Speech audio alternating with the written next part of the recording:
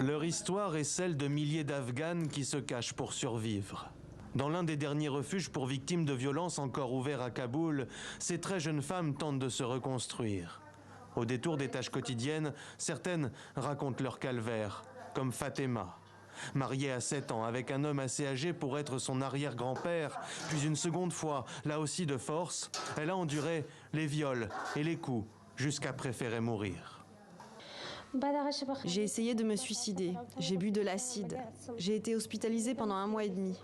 Les médecins m'ont demandé de revenir un peu plus tard pour une opération, mais ma belle-mère ne m'a pas laissée aller à l'hôpital. Elle ne m'a pas acheté mes médicaments.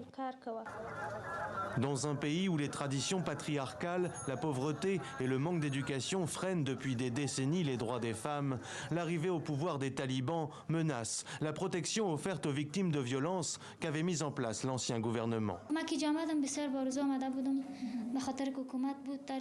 Je suis arrivée ici avec beaucoup de rêves. J'espérais obtenir mon divorce afin de pouvoir travailler et avoir une vie à moi.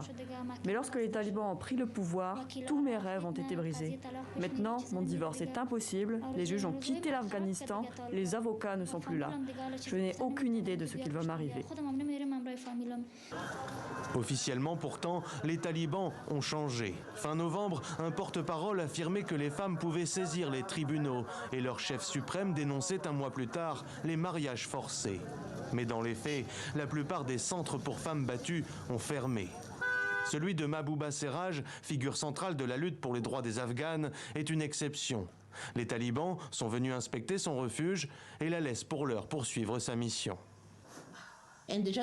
La seule chose qui a changé, c'est que ces femmes savent qu'à la seconde où elles quittent leur maison, elles seront envoyées en prison.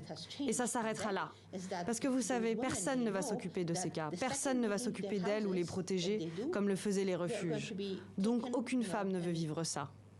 Une dérive qui inquiète cette militante. Si plus personne ne s'occupe d'elles et assure leur sécurité, les Afghanes, victimes de violences, ne se manifesteront plus, au risque de devenir invisibles.